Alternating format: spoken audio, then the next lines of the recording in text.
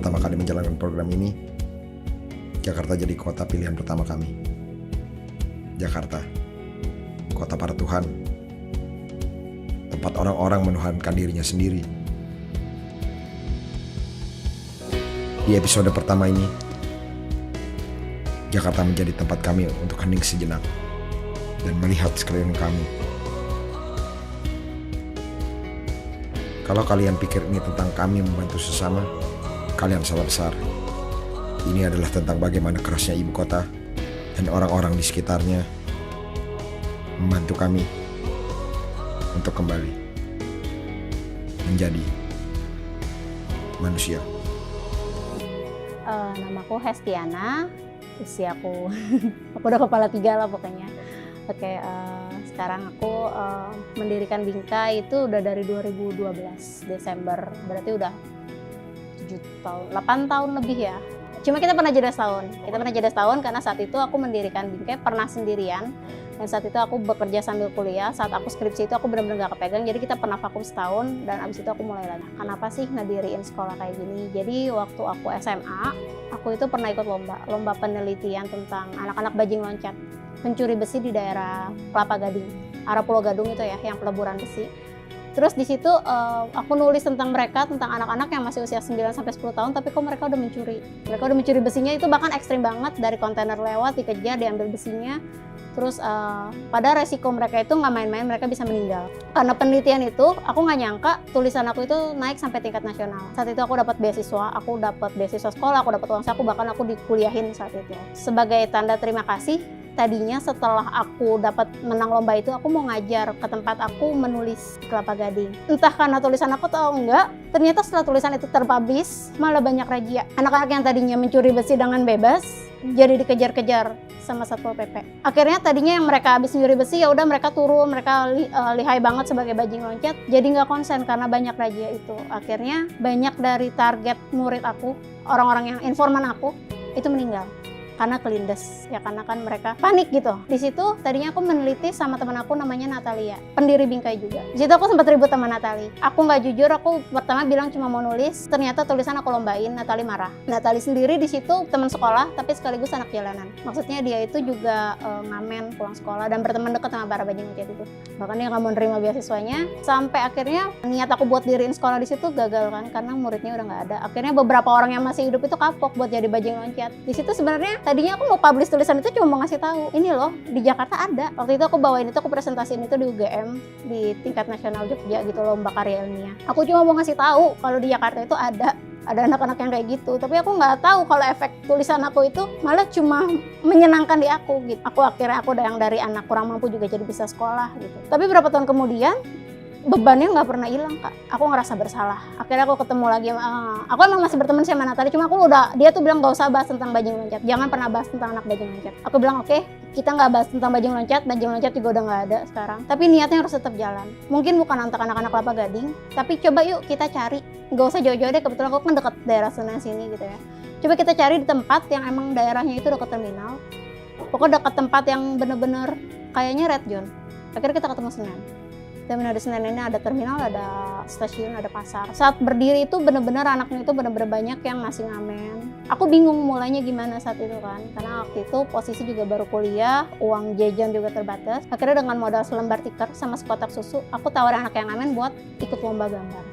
Awalnya sih kayak cuma lomba gambar, tapi lama-lama aku ajarin mereka nyanyi Indonesia Raya.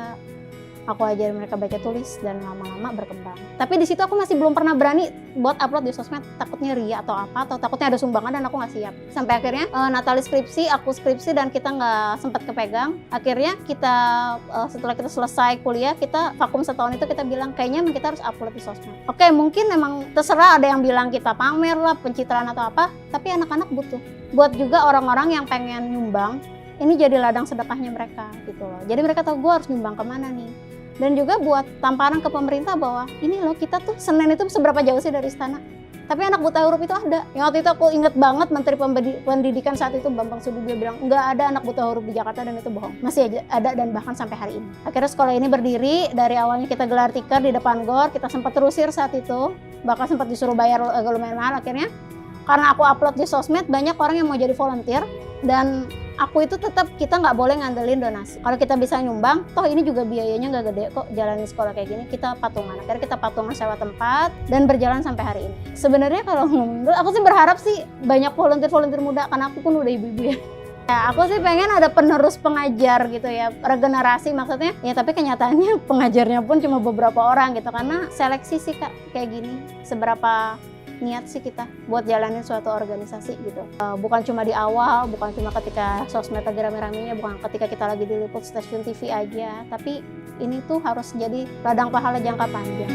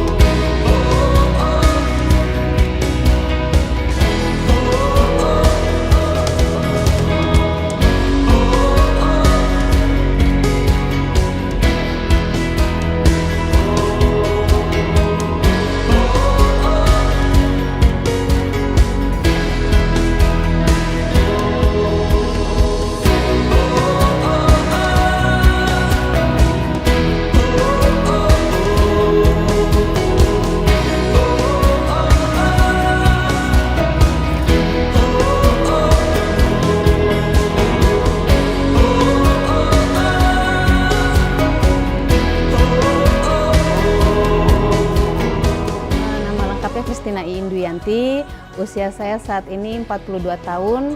Pekerjaan saya sehari-hari selain ibu rumah tangga, ya mengurus sekolah saja ini. Jadi sebenarnya bukan saya sih yang membuat ini Kak. Jadi saya hanya melanjutkan dari amanah seorang almarhum Farid Fakih. Beliau adalah aktivis sosial. Jadi beliau itu mempunyai kepedulian terhadap dunia pendidikan anak-anak, terutama anak-anak dari masyarakat marginal, dan concernnya itu memang untuk anak-anak usia dini. Jadi kenapa pendidikan itu harus masuk di usia dini? Jadi itu pendidikan udah harus mulai masuk. Jadi Saaja ini adalah suatu bentuk kepedulian beliau terhadap dunia pendidikan, terutama pendidikan anak-anak usia dini dari kelompok masyarakat marginal. Dan Saaja ini berdiri di tahun 2002. Yang belajar di sini adalah anak-anak dari keluarga prasejahtera. Jadi anak-anak yang memang juga awalnya mereka berada di jalanan, kami ajak mereka untuk bisa menikmati pendidikan selayaknya teman-teman dari secara ekonomi itu mampu. Jadi mereka juga bisa merasakan pendidikan yang layak, dan jadinya kita mempunyai jadi visinya itu agar juga pendidikan itu merata di semua lapisan masyarakat.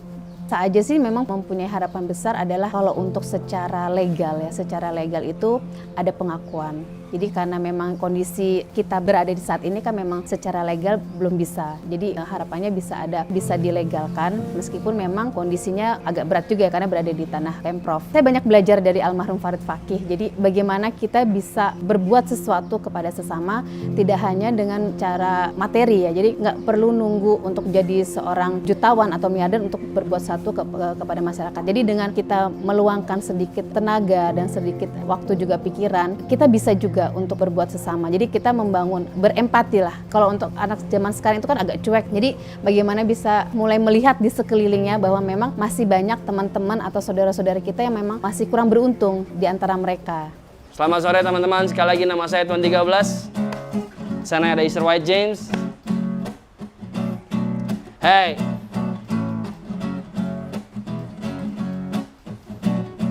Are you ready? What?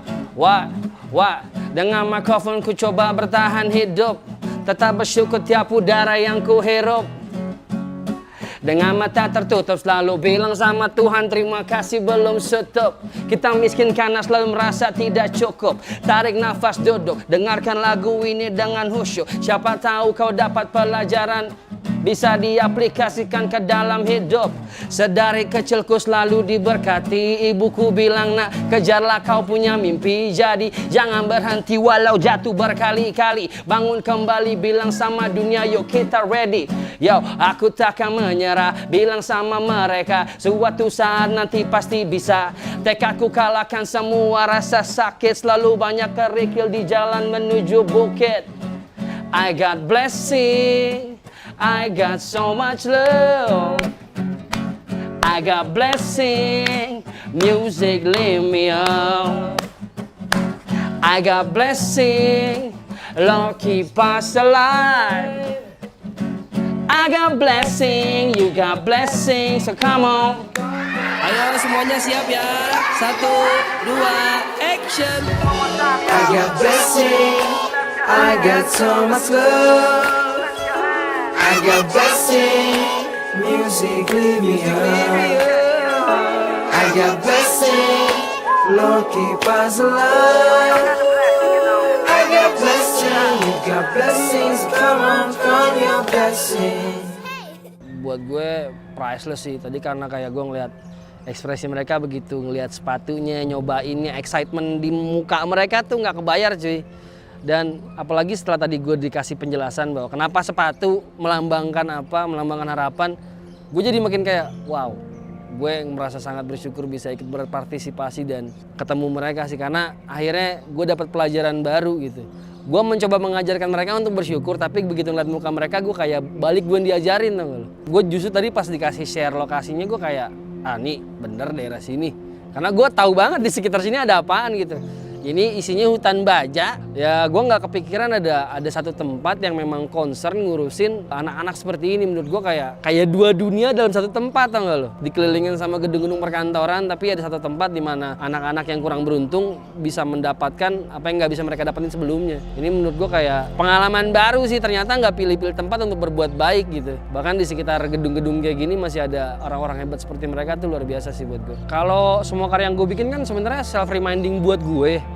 Biar gue nggak keluar dari apa yang gue omongin, sebenarnya fungsi utamanya seperti itu. Tapi kalau ada orang yang relate, ada orang yang mengaplikasikan, itu komplimen buat gue. Tapi tujuannya apa? Gue sih pengen memanusiakan manusia sih. Maksudnya gini, kita ngomongin orang-orang di pemerintahan, orang-orang di tinggi itu yang dulu berkoar-koar tentang keadilan, begitu sampai di sana berubah. Nah menurut gue karena mereka sebelum berangkat ke sana mereka belum jadi manusia gitu. Mereka belum ngantri, belum patuh pada lampu merah, nggak buang sampah sembarangan. Gue pengen lewat karya gue orang-orang aware sama hal-hal seperti itu. Kita jadi manusia lagi, jadi lebih manusia, peduli sama manusia lain, nggak ngerugiin manusia lain. Gue pengen karya gue bikin orang-orang melek kayak gitu sih. Jadi once nanti mereka jadi apapun itu, mereka sudah punya pagernya. Lewat karya-karya yang gue kasih, nyampe atau enggak itu bukan urusan gue, tapi kapasitas gue di sini gitu.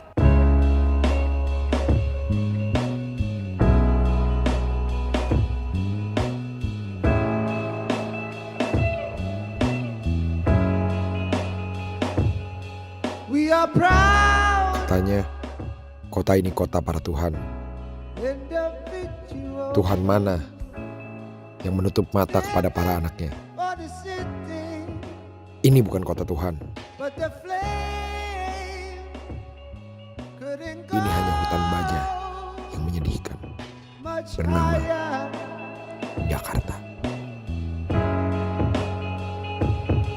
We find God and religions to paint us with salvation.